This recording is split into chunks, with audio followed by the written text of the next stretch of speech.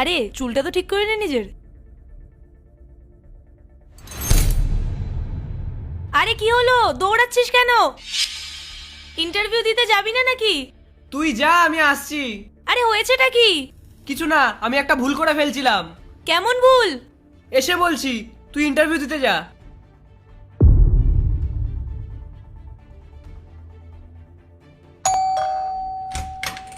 কি হলো? তুই তো ইন্টারভিউ দিতে গেছিলি। কি রে? কি রে, কি খুঁজছিস? আমি এখানে একটা জামা রেখেছিলাম, ওটাই খুঁজছি। আরে এখানে এতগুলো জামা কাপড়ের মধ্যে তুই কোন জামাটা খুঁজছিস?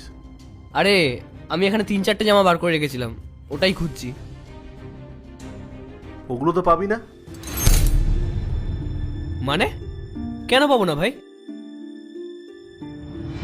দাদা এই কটা জামা কাপড়ে তো এই বাড়িটাই হবে।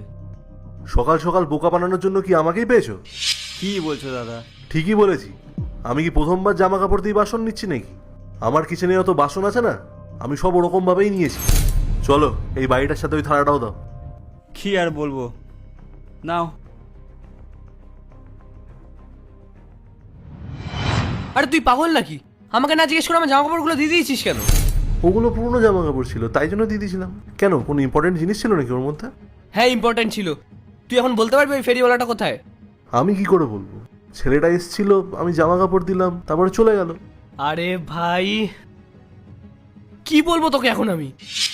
এ শোন, তুই রুমমেট আছিস, রুমমেটের মতন থাকবি, আমার মা হওয়ার চেষ্টা করবি না।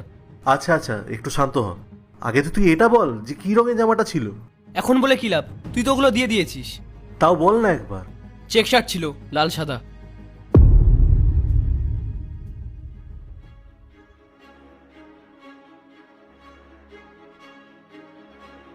দাদা বলছি, আপনি কি ওই ফেরিওয়ালাটাকে চেনেন যে জামা কাপড়ের বদলে বাসনপত্র দেয়?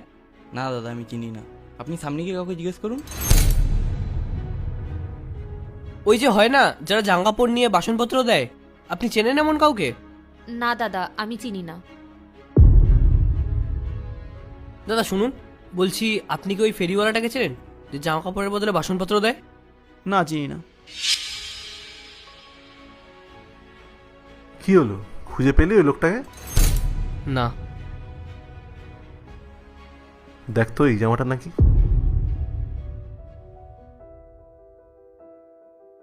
হ্যাঁ ভাই,